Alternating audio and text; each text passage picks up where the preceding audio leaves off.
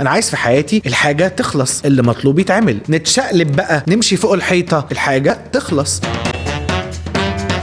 انا بشوف ان ده سر من اسرار النجاح في المطلق. نجاح اي بني ادم في اي علاقه في الدنيا او في اي حاجه في الدنيا او في اي شغلانه في الدنيا او في اي بزنس في الدنيا، اللي هو simply to care about ان الاشياء تتعمل ببساطه. بشوف ناس في الشغل بقى فنانين مبدعين في ان هو يقول لك اصل احنا ما عملناش عشان فلان الفلاني ما خلص، اصل احنا ما عملناش عشان فلان الفلاني ما جاش. وبشوف اشخاص تانية مبدعين في ان هم يقولوا ان احنا ما عملناش مش عشان بقى ما عملناش بس هنعمل المره الجايه، ما عملناش بس سامحنا المره دي. ده مش مقبول ابدا ابدا لو عايز تبقى ناجح. فانت لو عايز تبقى ناجح لازم تلاقي الاشخاص اللي بيحولوا الاشياء اللي المفروض تعملها لاشياء اتعملت. تلاقي الاشخاص اللي لما تيجي تكلمهم عن الحاجه خلصت ولا ما خلصتش تقول لك الحاجه هتخلص، ادينا 24 ساعه وما تشغلش دماغك. فده سر من اسرار النجاح، ان انت تلاقي الاشخاص مش اللي بيخلقوا الاعذار، الاشخاص اللي يبقوا عارفين ان هم هينفذوا الحاجات. لما نحط تاسك على الاي ار بي سيستم بتاعنا ويجي لي ناس تقعد معايا تقول لي اصل هو الديزاينر ما عرفش مش عامل ايه، اصل هي الدكتوره اعتذرت النهارده، اصل هو الراجل بتاع الحقنه ما جابش الحقنه النهارده. لا، انا مش عايز ده في حياتي عشان اعرف اكبر وانجح. انا عايز في حياتي الحاجه تخلص، اللي مطلوب يتعمل، نتشقلب بقى نمشي فوق الحيطه الحاجه تخلص. لو لقينا الاشخاص اللي عندهم الكونسبت ده في حياتهم احنا هننجح في حياتنا.